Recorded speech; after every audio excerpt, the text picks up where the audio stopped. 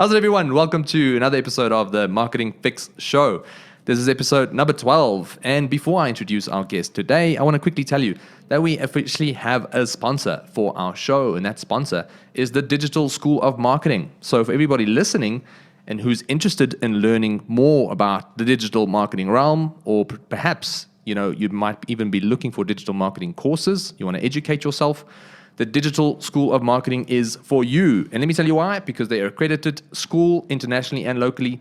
And today we're also giving away, this whole month, we're actually giving away digital marketing course worth 11,500 Rand. So listen to the show, subscribe, and we are going to pick a lucky winner in the next coming days. Cool.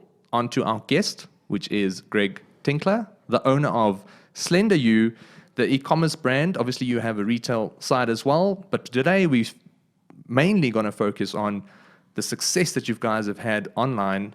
Thanks so much for coming in, and I'm looking forward to this chat, man. Yeah, man, thanks for having me. It's a nice way to spend a lockdown Friday, and I always enjoy nerding out on some marketing chat, so excited. Yeah, man, thanks again for coming through. I know everybody's a bit sensitive in terms of social distancing, so I really, really appreciate it. I do enjoy doing it in person. Obviously, we're following best practices here, but I do enjoy the feel and the experience. So from my side, maybe just a quick intro. Maybe tell everybody who you are and, perhaps how you got into, the weight loss space, because Slender You is obviously a weight loss brand specifically aimed at females, even though it's for everybody. But give us a background. What's the origin story like? Yeah, so the supplement market is inundated with products for men made by men. And we just found the supplements out to be really intimidating for women. And we set out to sort of create a brand that was safe and effective for females. No, that's awesome, man. And I think essentially there's a couple of points that I want to touch on that I think you guys have hit the nail on the head with, like in terms of the brand, the story, the messaging. Because there are a lot of weight loss brands out there to some extent. I think it's safe to say that it's a competitive market. It's cutthroat, I'm sure. But somehow you guys have gotten it right, because you've technically gone from 0 to about 6 million in sales, in terms of online sales specifically, in a very short time, in the middle of a recession, in the middle of a pandemic, and it's still going and it's still growing. So I would love to chat about some of the strategies that you guys have used specifically for the online side. And I can't wait to talk about that. But maybe tell us about how you got into Slender You specifically. You've had these activation agencies. I think you've had a creative agency. And you said that obviously there was some gap and you kind of spotted it and just went for it. What was the story? Yeah, so my background in marketing has kind of always been in health and wellness. So I used to work a lot with other supplement brands, vitamin brands, and handling their marketing strategy, their sort of activation strategies. So in that kind of space, I just felt that obviously it was kind of my turn to branch out and build something on our own. I think we'd done all the school fees over the years, learned what works, what doesn't work, and that kind of put us in a nice position to launch our own brand. But like you say, I think there was a gap in the market specifically for women. Like a lot of the time you'd find a woman would have to buy like a male fat burner, for instance, and just use it and hope not to get side effects or get the jitters and hormonal problems and things. So we really felt there was a space for a brand that talks specifically to women, and basically just resonated with them. Yeah, and I think essentially that's one thing that I've noticed about the brand. You guys have grown quite quickly. So obviously you've done something different. And maybe we can articulate on some of those points, because there's a lot of competitors, like we've mentioned before. You've entered the market. You started with a bang. You mentioned that you paid a lot of school fees in the past, so you know what works and what doesn't. Maybe we can talk about, what doesn't, what some of the brands are maybe doing wrong, and what have you guys decided to do differently? I think I think a lot of our success comes down to sort of building a community and sort of putting a face to the brand. I think a lot of the brands out there sort of just launch like multiple products and then expect them to sort of just to find the customer, where we set out first to find the customer and then sort of build products around that.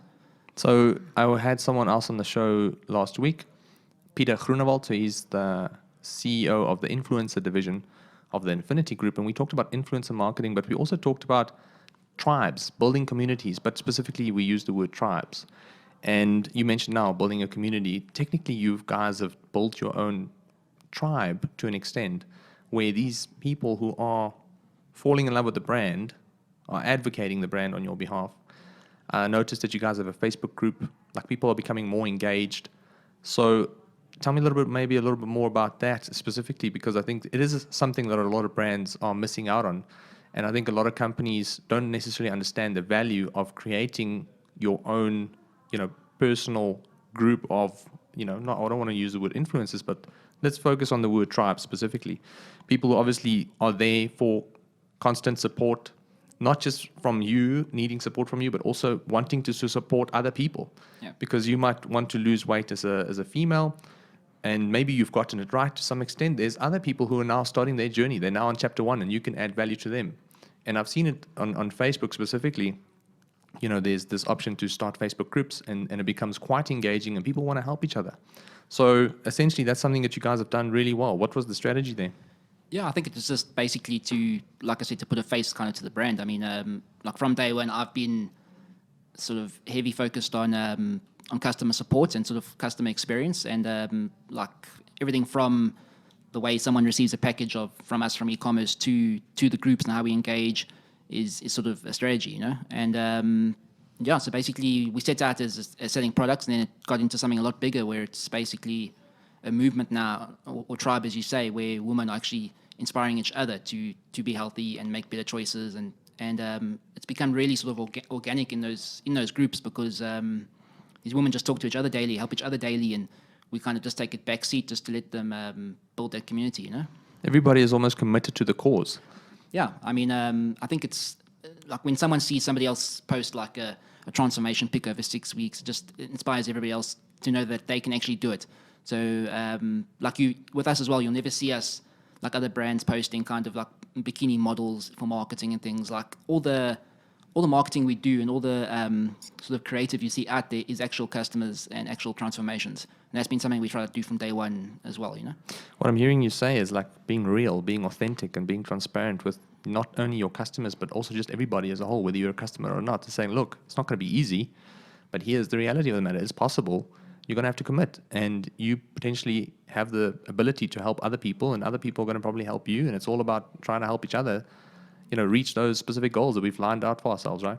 Yeah, I mean, like we've got actually like a sort of a mantra on the website saying our products aren't magic pills. Like you can't expect to sort of take like drink alcohol, eat pizza, and then take up products and get a six pack.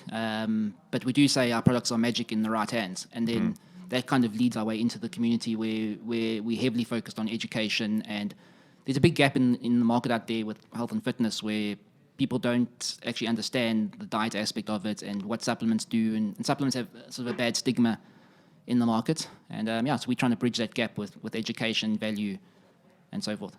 Yeah, so I want to touch quickly on, you mentioned earlier, you said that you focus on the experience. And I think a lot of brands are just focused on selling a product. They don't really focus on selling an experience. Yeah. And I always use Apple as an example. Like, and I'm seeing slowly that Samsung is doing the exact same thing, where the packaging is just, Samsung's packaging has changed completely since 5 or 10 years ago. And I think that's one thing that Apple has done extremely well over time, is like giving you that experience of opening that box for the very first time. Like it slides off so slowly, and people are actually excited. And I remember being in an iStore about 2 years ago when I got the new iPhone, and the guy was like, "Do you want to open the box?" And I was like, "No, just put the screen protector on. Like I don't care." And then I thought for 1 second, I asked him, "Are you trained to ask me that? Like, why did you ask me to open the box if I wanted to open the box?" And he's like, "No, we actually trained to ask the customers if they want to open the box because it's an experience. So we don't want to take that away from them. So if you want me to put a screen protector on your brand new phone, like I'm going to give you that option to open the box because it's an experience for you." And that was pretty interesting. And I actually did kind of like change my perspective on, that experience. And I think that's something that you guys have done well, not just from a perspective of like delivering the package, but it's all an experience. Yeah. Whether you're in the group, whether you are buying the product online, even in store, I'm sure that's something that a lot of more brands can focus on. Yeah, I think it's everything down from the yellow box that you receive your Slender You, and like customers actually get upset when they don't receive the yellow box. So we've always, from day one, tried to make like our packaging Instagrammable in inverted commas. So people actually post about the box that they receive, and then they do the unboxings. That's a big sort of part of our sort of community now as well, is where like people, when they join Slender You, they do this whole unboxing, and it's kind of like a trend. Yeah, no, I wanted to agree with you, and I said that I did see the yellow box, and it looks amazing. Like, it really looks good.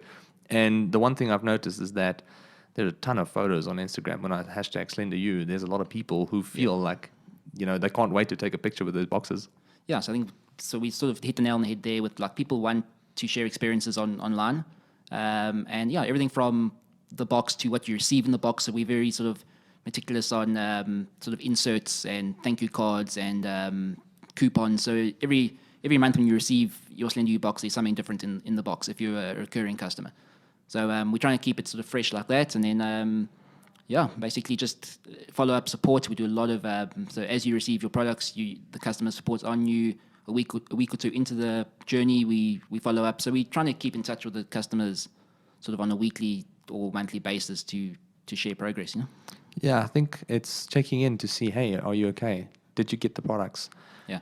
How's the products? Is everything okay? Did you have a bad experience? Is the taste off? And I think there's always people who you only hear from a customer if they usually complain, but it's nice to follow up and say, like, we have an online program that we do, and people can enroll for free. But I've got obviously that emails that goes out and saying, hey, did you get your logins? Hey, how did you find the first part of the course?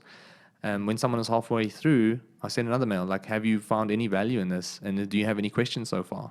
And I think it's constantly checking in with people and finding out, you've supported us by giving us your money and buying our products. Let us find ways to support you, not by only giving you good products, but then helping you through this journey. And that's something that you guys have been exceptional at. Yeah, I mean, I just think it's one of the sort of easiest things as a business you can do, and one of the most sort of neglected. I mean, people, like you say, sell the product, then they think sort of the journey's over, and I think that's a sort of also probably plays part into our success is the number of recurring customers we get, and I think that's purely through down to the follow-ups and the check-ins and pushing them into the community and just making them sort of part of something instead of a transaction. The word that stood out for me there, even though you didn't say the exact word, but that's kind of like what I heard, is that you guys truly care. Yeah, I think so, man. Like for me, it makes no sense if I'm putting out products and plans and advice out there and it doesn't work. Because for me, if a customer has a bad experience and doesn't come back, then we're not running a sustainable business. So so we've heavily focused on retention. And that's the only way to grow an online store, actually, in terms of digital marketing strategies, because it costs you money to implement these strategies. And if customers are only going to buy the product once off, especially if you're consumer focused, then you're not going to be profitable. And we've seen this. Like, obviously, we have a ton of clients, and we've seen that if a customer just comes and buys a product once off, the chances of you really becoming profitable is really, really tough, because you had to pay a specific amount of money to get that customer to open his wallet. So let's, for example, say it costs you 200 Rand to get someone to buy a product of 500 bucks, including the product cost that it cost you to manufacture, including shipping. You could easily actually just break even or even run at a loss. So the nice thing is, by adding this experience, by adding the customer support, by having these groups, by really being authentic, people feel like they want to come back and try it again and keep using it, because it's a lifestyle as well. And then from there, what we've seen is that person that you've now paid 200 Rand for, next month, they don't cost you anything. And if they buying from you for the next 6 months, it's 500 bucks times 6, it's now 3 grand, but you only paid 200 Rand to acquire that customer. So retention is extremely important. Yeah, I mean, like I said, I think if you're chasing new customers all the time, you're going to be chasing your whole life. So we heavily focused. Like, I think people have become, once they've gone through sort of the journey 2 or 3 times, they become advocates. And so when we launch a new brand, they sort of almost like not comparing to Apple, but people are putting their hands up like way before we launch to actually have the product. And that's what you want. You want to create like this demand and this exclusivity, and that's all part of the experience. And I saw one of the latest products that you've launched was collagen. Is that right? Yeah, so it's our collagen for her. It's just sort of natural collagen peptides, but with added fiber and certain things to aid female digestion. So it's a bit of a unique collagen product. And the response to that's been massive. And we had, like, obviously it's not our first sort of product that we launched, so we had nice strategies in place to sort of launch that and sequences and things like that. So basically, it was a really great launch. Yeah. The products itself, like we've talked about the fact that you guys are unique because you focus on providing that experience post the sale, in terms of support, in terms of just feedback and, advice, value, education. The products itself, is there anything really that, obviously there's certain things that makes the products unique. Maybe just, is there any specific things that you can articulate in terms of what makes the products? I know it's raw and you've got vegan and all kinds of cool stuff. Yeah, so basically I think the main sort of differentiator is that it's all vegan friendly. So all of our powders are plant-based, so pea protein, it's all sustainable, better for the earth. All of our capsules are vegan capsules, so there's nothing there. Like we say our products have everything you need and nothing you don't, so zero nasties. And yes, we pride ourselves on clean, effective products that are 100% natural. And I think essentially one thing that you've mentioned it before, you've paid the school fees in terms of brand, being activations, having been in activations, being a creative agency. The message of the brand is so crucial, like really what you're portraying out into the world. And personally, in my own experience, I think you guys hit the nail on the head just with the name itself, like Slender You. Yeah. I think we wanted to be sort of, like I said before, the supplement market is very complicated and sort of complex and intimidating, and we wanted to be sort of really fresh and friendly, simple kind of entry into your first experience. So everything from the name through to the packaging. Like on our products, you'll see the packaging it says exactly what it does. So if it's a fat burner, this is a fat burner. If it's a shake, it says shake. So we don't want to confuse the market as well when they're going into buy, because a lot of our buyers are obviously first time supplement users. What I love about the name specifically is it's clear, and there's a saying that says, "Be clear, don't be clever." Yeah, exactly. So essentially, you're going to pay a lot more money to acquire a customer if you're trying to be clever. Yeah. Especially if you're trying to target the masses. So if you're trying to target a specific niche of people, a very targeted audience that would understand your humor or sarcasm or whatever kind of like tonality you're going with, then obviously you can be clever. But if you're focusing on the masses, it's so important to be clear. And you've just touched on that. The name itself, Slender You, the products and the product names, that's truly very simple to understand for anybody, really. And I think really that's what you guys have done well. You were very clever and you were very clear, not necessarily clever about it. Yeah, I think it's just, you got to try and take out every kind of complexity there is for the customer in the journey. Like, don't make too many products, don't make it too complicated, and just get your messaging simple and straight. No, it's something that you guys have hit the nail on the head with. In terms of the digital marketing side, you guys have obviously, you're spending money on all kinds of strategies, and I'm sure you're doing in-store activations and, all kinds of other traditional forms of media. If you are, maybe you can just correct me if you're not. But from a digital perspective, how aggressive are you guys in digital marketing? And maybe we can talk about some of the strategies that you guys have used. So just to come back to your point, we actually 100% digital now. So okay. Obviously, due to COVID and certain things, we do less sort of physical marketing. But even before COVID, we would have probably had a split of like 90% digital, 10% offline. So basically we're heavily focused on Facebook, Instagram advertising, influencers, direct marketing via email and messenger. So I'm sure you want to unpack that kind of stuff. But so to answer your question, we focused on digital. And it's so important. Like I suppose in the times that we're in, you're kind of forced to be digital, which is a good thing for a lot of brands, especially if you have a product that you can sell online. So that's great. And I always say, like, even though we're digital advocates, like we obviously advise customers to spend more of their budget in a digital sense because it's measurable, it's predictable, you can actually scale better because you have the right metrics in place. Specifically for your small to medium-sized brands, there's always room for traditional media in some form. Like there's a reason Absa, Nando's, Vodacom, all these brands are tapping into or will continue to tap into those opportunities because there's still room for it. But for a business starting out, it might not always necessarily make sense. And I think that's what you guys have done well. From day one, every single cent that you've invested in marketing was kind of like strategically planned, and you kind of like thought out where can you get the best bang for buck, right? Yeah, I think obviously we didn't have the luxury of sort of starting with massive funding or investors. We kind of wanted to bootstrap our own way through. And so like you say, we had to sort of calculate every risk we take. And if you look at spending 5,000 Rand on an outdoor event or 5,000 Rand on Facebook ads, the Facebook's going to win every day, So we had to be sort of clever and precise and use the money wisely. No, exactly. And for the SMEs listening, I think it's very important to know that it's nice to have a billboard and it's nice to be able to afford a billboard. And to some extent, that billboard will, to some point, will allow you to lower your overall costs in terms of acquisition. I'm sure there's always room for traditional, but if you're starting out, like you use the word bootstrapping, you want to really make every cent count. And that's where we advise, going in all out on digital, especially if you want to scale. And I think not having taken investors on board today, you guys are smiling because what the company is worth now versus what it would have been worth, I would say if you had investors on board, the portion of the shares as divided, now it's a lot more valuable because you bootstrapped, and it's possible to do today because of the likes of a Facebook and an Instagram that's yielding so much attention, and it's really, really working efficiently for brands.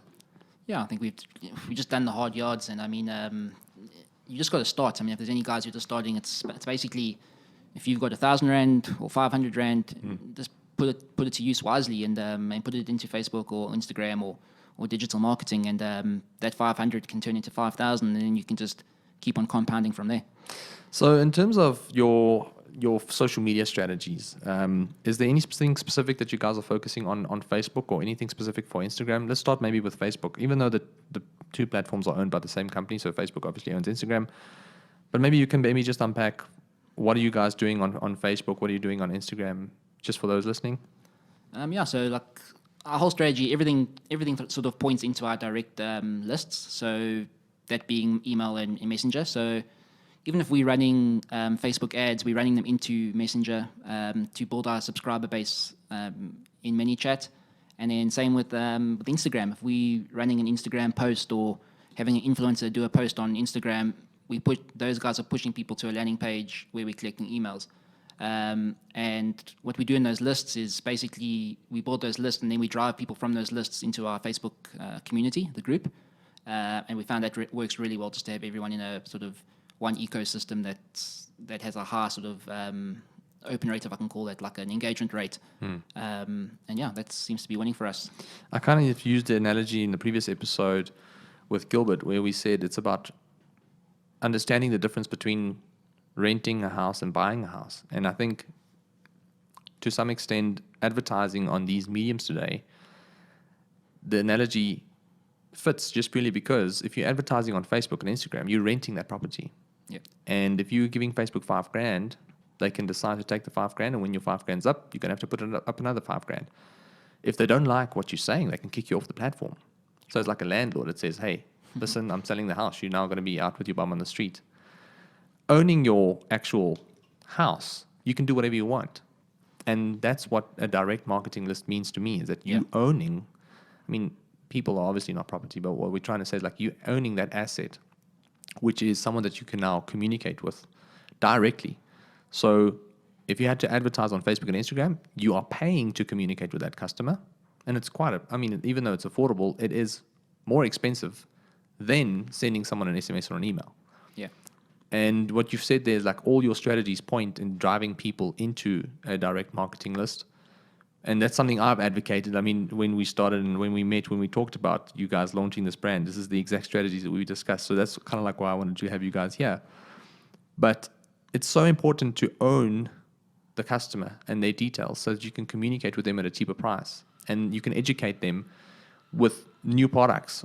When they launch, why they're launching, why they exist, the ingredients behind it, what makes them really efficient or effective. And then on top of that, also, just adding the value in terms of that customer and support and all that other stuff that we've discussed previously.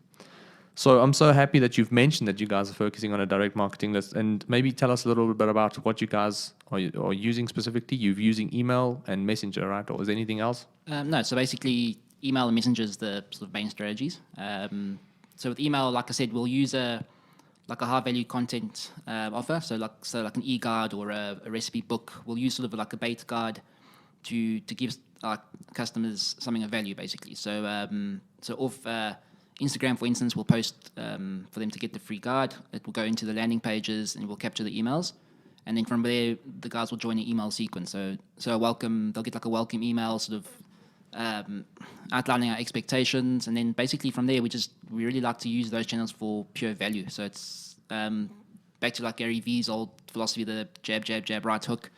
That's what we do. We push a lot of value into these funnels, and then basically, when it comes time for us to launch a product, the customers are happy. Yeah, and it's now cheaper to communicate with those customers, because if you didn't have them in your email list or your messenger list, then you would have had to pay to advertise that same message to them on Facebook or Instagram. Yeah, and I find that Facebook and Instagram is also like, it's a public sort of domain. So as soon as you pull them into your messenger or your email, then it becomes more of a personal conversation. And so people, I think, also react well to joining lists and becoming part of some sort of an experience or club, if that makes sense. And in terms of your email and messenger performance, like a lot of people have tried it and they say it doesn't necessarily work for them, just purely because I think they don't necessarily know how to execute on those strategies. Like, it's obviously quite tactical, and you need to be technical if you want it to get it to work.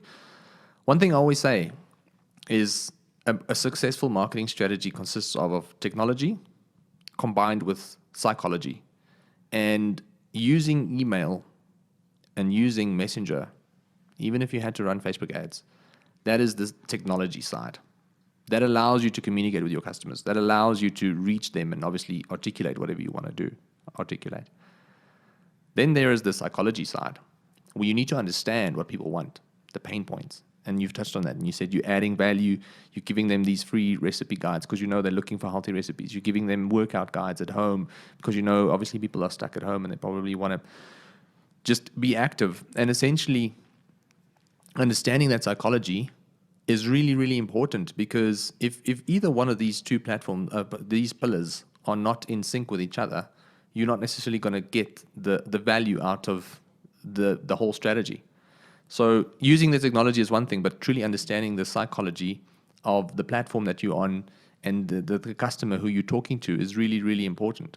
So from an email perspective, a messenger perspective, I think, can you maybe share with us, like, how's your emails performing in terms of engagement rates? Like, what is the standard these days? Are people replying to you, or is it going well? Like, I mean, obviously you guys are doing it because it's working, but is there a certain return from mails that you can share with us? I mean, you don't have to, but maybe just give us some percentages. That'll be cool.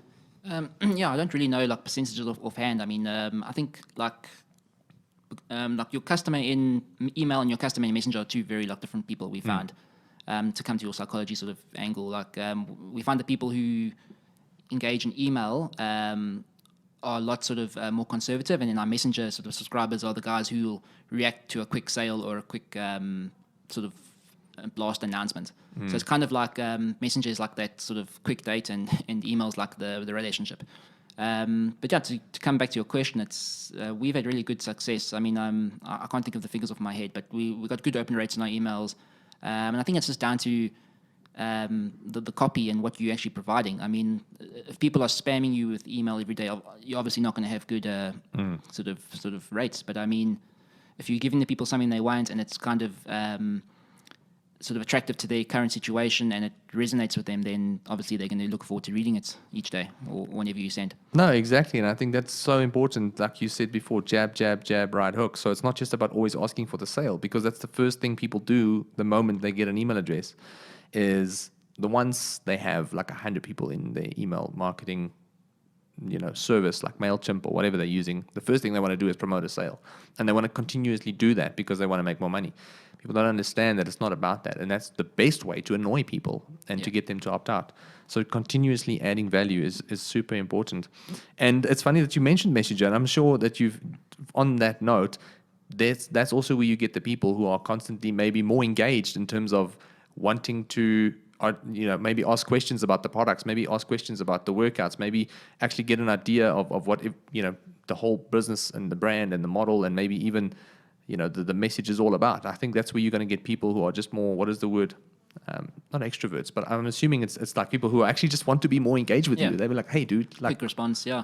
I mean, like Messenger's become our number one sort of customer channel, or the busiest, if that makes sense. So it's everything from your customer support to general information to announcements. That's kind of the go-to sort of, like I call it like the broadcast platform. So that's obviously open rates on that is massive. So as long as you're not spamming as well, they can also become a problem. So Our messenger frequency is a lot less than email. We probably look at 2 or 3 messenger posts per month at most. And most of that's basically just to drive the guys into the community, the Facebook group. No, I'm so happy you mentioned Messenger because we had Gilbert on the show last week and we talked about chatbot marketing and we talked about ManyChat specifically and how to set that up and how to go about using it. In terms of software tools, you mentioned ManyChat as well, so that's what you guys are using. Yeah, so we've been using ManyChat from the start, and that's. I think I set it up for you guys. Yeah, I think you did. Yeah. So I still give Jandre I still give you the email every now and then to figure something out. But I mean, yeah, it's gone really well for us. I mean, I think we're up around 70,000 subscribers. What? That's a lot. Damn. Wow. And we're working on so we're aiming at about 300, 400 a day joining that subscriber list. That's a lot, and that's via opt-ins of ads or guides or sort of bait offers, things like that. Yeah. And do you have a metric in place that you can share, the return on sales that you're getting or the return on ad spend on that specific channel, or do you maybe not have anything at hand? Yeah, I mean, it's just basically, I think we're getting really good sort of bang for our buck. I mean, like pushing people into Messenger, we're looking like under 20 cents and Sure. sort of engagement posts like 50 cents. Everything's under a rand. Yeah. It's always like our target, and I think that's why we're getting sort of that rate of 300 people a day into the bots because we've got the copy right, we've got the creative right. Yeah. No, it's crazy, and I think that's one thing I thought of yesterday, and I had a long chat with Gilbert about the creative and the copy, because you can have amazing creative, but if the copy is not necessarily in sync with your creative, that's usually when you have some form of disconnect, and that's usually when your costs go up. So I sat in, I don't want to have this go over anybody's head now, but I sat in front of Ads Manager and I had a post that had like a 10% CTR, like a click-through rate. So there was huge attention on the post. But then Facebook also has an outbound CTR that shows you, okay, this is how many people see the post and click on the post. But the outbound CTR tells you that's the amount of people that actually decided after they've seen and clicked on the post, they decided to actually go to your site. And the conclusion was, after chatting to Gilbert about this huge disconnect, because we had like a 20% CTR in terms of people clicking on the post or viewing the post, and then we had like a 2% click-through rate back to the site. So there was a massive disconnect to some extent because we have their attention, but yet something is not getting people, or something's not convincing people to click through to the site. So we're grabbing their attention with the creative. And my theory was that I think it's the copy that needs to be improved, because usually the creative is the first thing people see in a newsfeed, because that's obviously what the colors draw your attention. So I ended up working on the copy and I changed it, and I was like, okay, let me try and find more contextual copy for this specific photo. And it was a photo of me standing with a book that we've just launched, which I don't even have here, but I'll give you one afterwards. It's a photo of me with our book, and I was quite standing just passively, and there was a timeline behind me, and I said there, attention all business owners. So it was a very urgent copy. Yeah. Like it looked like it was quite urgent, bold with the exclamation mark. And we were running this as an ad. And I felt like, okay, the copy was very urgent, but my post is very passive. So it was a matter of just me standing there with the post, chilled. I'm not doing anything of urgency in the post. Like if I was doing this in the post, then obviously the urgency of the copy matches the urgency of the creative. So I changed the copy to a bit more of a passive copy. And funny enough, the click-through rates back to the site went up just purely because we found that balance between the copy and the creative. And I think that's kind of like what you were touching on now. It's like, it's so important. It's not just about running ads. It's not just about targeting people who are interested in weight loss. It's about really understanding, who you're speaking to, and then finding those ways to connect the creative with the copy and making sure that people understand what is happening here right now and what benefit there is if they engage with this post. Yeah, I think like it's all down to trial and error. Like you've just experience on finding out what works and then sticking to that, So continuously testing everything. Exactly. I mean, and once you found a success, not like kind of banking it and keeping it. A lot of guys will have a good month in ads on Facebook, for instance, and then change it up the next month just because they feel like changing up the creative and things. But they could actually be on the same ads continuously for as long as it's working. It's like if a TV ad's working for a company every month, why change it up, or why drop off? So the same goes for Facebook. Yeah, and you touched on that, and I'm so happy you mentioned that, because last year I set up an ad, 2 years ago actually, one of our first clients. I set up an ad, And it was in April. And funny enough, that ad ran for about 18 months before we changed it. Just purely because every single month we got the same results from it. Yeah. And I was in a meeting, I know about 3 months in after I started the business with another company. And they're like, every month we want new creatives because we need to be fresh. And I sat there and I said, hold on, do you want to be fresh? And they're like, yeah, we want to be fresh every month. I was like, do you know how many people are on Facebook every month? No, how many? I said, there's close to 10 million or 9 million people now a month, every month on Facebook. Trust me. Like your $5,000 or $10,000 is not going to reach all of them. Yeah. So you don't necessarily have to try and keep it that fresh. There's a lot of people who don't know who you are, specifically for small to medium-sized businesses. So essentially what it came down to is that let the data tell you when to refresh your ads. Let the data tell you what to do with your creative.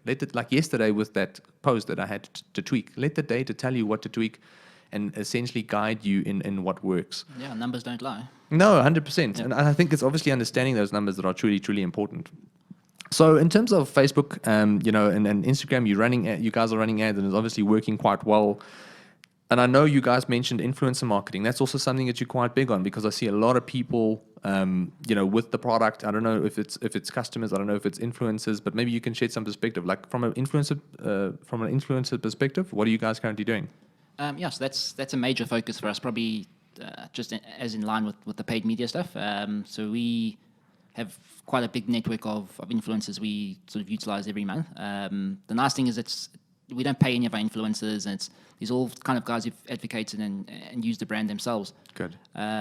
But it works really well. I still think in South Africa especially, I think that it's still got a lot of legs to use influencers. And basically, we do it a little bit differently. So like I say, we don't pay our influencers, but we kind of use them as affiliates. So each of our influencers has a unique code which we use on Shopify, and which allows like their followers to receive a discount plus the influencer to receive a bit of a commission on their post. So basically they're doing what they would have done, but at least now they're getting to earn a bit of money off it as well. And that's worked out really well for us in the long run. That's awesome. I like the fact that you mentioned that you're not paying your influencers. Like I feel not every single brand should go out and pay influencers. And I want to get your thoughts on this. Is it really worth having an influencer that you pay 20, 30 grand a month for 2 years and it's just one person advocating the brand? So if you were a company, an SME, who had a bit of budget and you wanted to do influencer marketing, what were your thoughts on being someone? Should they focus on getting a big, well-known individual and spend all their money on that individual and just have them advocate the brand? Or is it better to kind of focus on finding nano influencers, people who actually want to try the product and love the product, and give them that product and see what they do?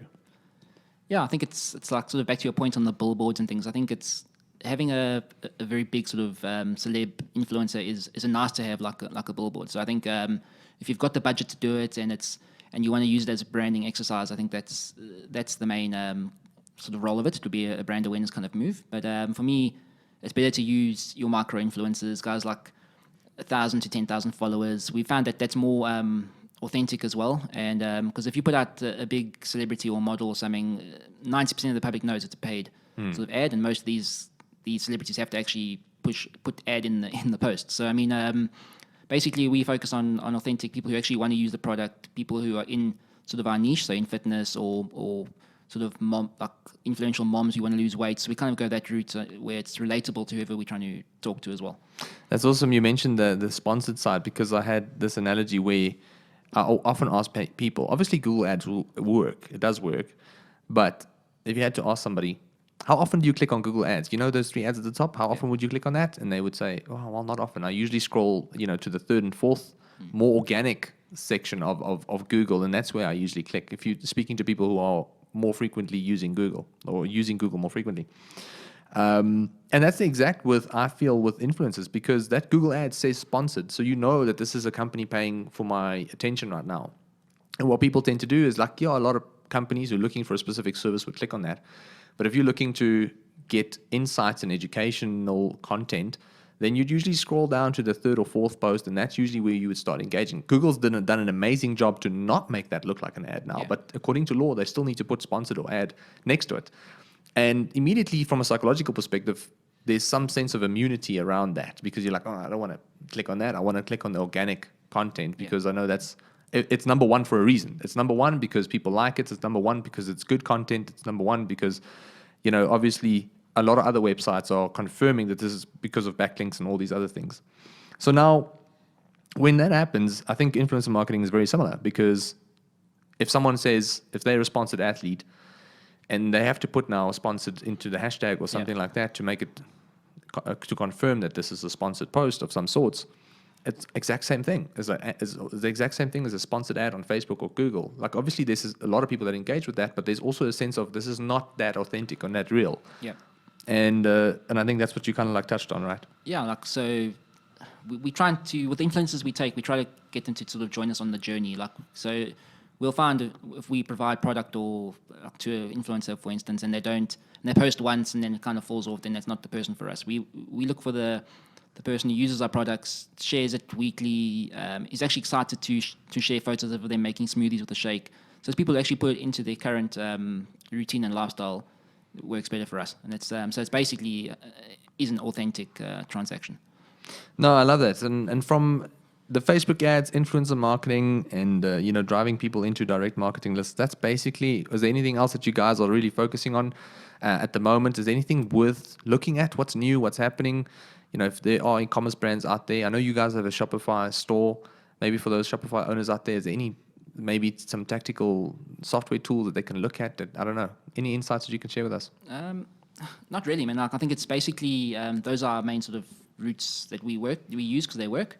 Another thing that's worked really well for us is sort of scarcity. So our top seller is our 21-day challenge, which is a 3-week course that you get. So it's supplements, private Facebook group, personal training, those kind of things. So it's a monthly course, but we only open that on the 25th of each month for 5 days.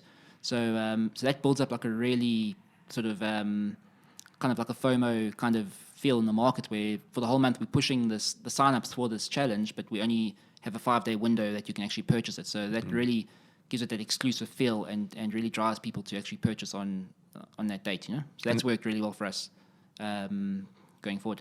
There's no, in terms of tests, like you've seen, like that's probably done much better. Sorry, you haven't really seen that specific strategy has done much better than a traditional keeping the entries open throughout the month. Is there a percentage and differences yet, or that you've seen? Yeah, so we've actually tested that, and the scarcity model was probably about 50% more. What? That's so cool.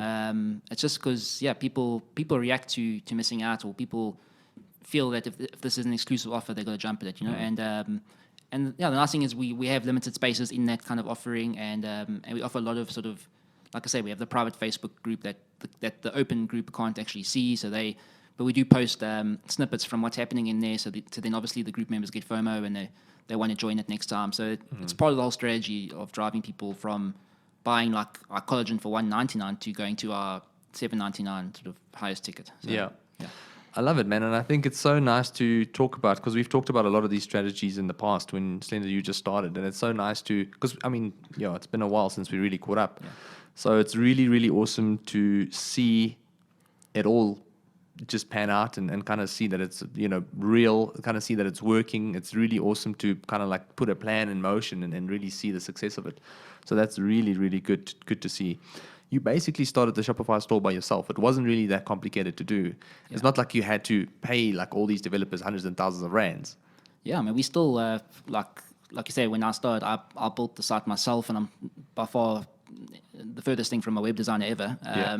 And we still kept it very sort of in-house. We haven't hired any agencies to build it out or anything like that. So it just shows that anybody can actually, you can start up and run within a few hours. Yeah, so apart from the urgency side, what else do you think people need to be aware of? Or at least, is there anything else that you think people need to include on their websites or on social channels that can help them increase the chances of a sale? I think like one of the really biggest things you need to focus on is social proof. So before and after pictures, testimonials, if you're a service-based business, reviews from customers, and actually put those front and center for everyone to see. There's a lot of sort of, I don't want to say fake, but there's a lot of like people need confirmation out there. And so we found that's the main reason why we drive people into the community group actually, is because that community group is full of social proof. And we repurpose that social proof into Instagram stories, into Facebook ads, into posts. So someone posts a transformation picture or writes about our speedy delivery that goes straight into our Instagram stories. We found that converts really well. You know, one thing I heard there was user-generated content as well, because what I've seen is that the group helps a lot in proving that this is a real business. Yeah. It's not just someone who's trying to take my money. It's actually someone who cares, and it's actually someone. The support group by itself shows you that you care. So yes, obviously you're a product that I'm going to pay for. You're a brand selling a product that I'm going to pay for, but that's fine. But I can see that there's additional care and motive behind this brand. And that's what the group kind of like stands for, and that's what it screams at the consumer, saying, okay, cool, I'm going to buy the product, but it's not just a brand. They actually want to help. Therefore, they have the support group. Therefore, all these people, and the more people that join that group, the more social proof you have, and essentially the more people are active in that group. It just shows you that it's a like this tribe that you're building, this movement that you're creating, which is quite exciting. But every single time someone, and I think a lot of business owners don't necessarily understand the value of this specifically, but every single time someone posts a photo of your brand or your product, that's obviously something we call user-generated content. Yeah. You guys use a lot of that as well, from what I've seen. Yeah, I mean, everything from like when I spoke about inserts in our packages, we have inserts that encourage customers to share their products online and get discount codes as a result. So everything from that to on the community where we're encouraging people to share their progress so they can help each other, and all that kind of filters into new customer acquisition at the end of the day. Yeah. So that's the first thing I did. Like when I got the book, I gave the book to 5 people and I said, send me photos. Yeah. And it's just like, essentially it just shows that other people have the book and they're reading the book, which means that this might be a book worth buying. Like, we didn't write the book to publish it to sell, to make money. It's purely an education drive and it's purely a branding exercise. But the nice thing is that we've now created, there's like 5-6 photos already of people who've sent me photos back. And I mean, we only got it like a week or 2 ago. And the nice thing is now we're using that on the site. We're using that as ads, and people can see, okay, it's a real book. So it's not just an ebook of 10 pages. Because that's also the thing now is that when you say we've got something of value, that's what everybody else is saying as well. And the people who are going through those customer journeys with those brands, they get like a 10-page ebook that actually has no value. Yeah. So it's kind of like how to prove to people that you have more value than the next brand. And that's kind of like what user-generated content allows you to do. This is what these Facebook groups allows you to do. And I know, very, very powerful tactics. And you guys have obviously leveraged it quite well. Yeah, I mean, like we even got our, for instance, we got our Slimmer of the Month. So every month we reward like the biggest slimmer or the person who's achieved the biggest sort of hurdle. And it's nice that the women actually sort of strive to have this. It's like, so that's also creates that sort of user-generated content where every woman is now at the end of the month posting their results in hope to sort of become the Slimmer of the Month and win something. So we kind of make it fun and encourage the guys not to be sort of embarrassed or shy to post about journeys and products and things like that. That's really, really cool. And in terms of prizes, what do you guys give away? Anything from cash prizes to getaways to massages. So we try and keep it like every month it's something different, which also kind of keeps it exciting. So one month someone could win 10 grand, and next month they could win something smaller. But like you don't know what you're going to get. You know? And essentially, it creates a sense of actually people using the product, and essentially people being committed to the cause again, to reaching those goals. And I think that's the biggest problem for most health brands right now, is that you don't just want to have someone sell the product. You actually need them to exercise. You actually need them to eat correctly and eat healthily, because otherwise they're not going to lose the weight that they want, or they're not going to build the muscle they want, which means they're going to stop using the product because they feel like the product is not necessarily working. But that's only one part of the equation at the end of the day. Cool, man. Greg, I want to thank you for the time that you've taken to come through today. I want to thank you for dropping all the value bombs. That was really, really awesome. A lot of people out there that are either planning on starting online stores or who have started online stores recently is going to get a ton of value out of this. So I want to thank you for coming through. Yeah, thanks, man. Like you said, maybe next time we can sort of delve deep into the funnels and do a bit of a funnel hack or something. I think you'd probably enjoy that. Yeah. I would love that. And I think, we read the same books and we kind of like on the same sites, and we kind of like look at the same courses. I do think the next time we're on, we're definitely going to unpack some strategic funnels specifically for the consumer space. So there's the next time for sure. Thanks so much, Cool. man. Thank you.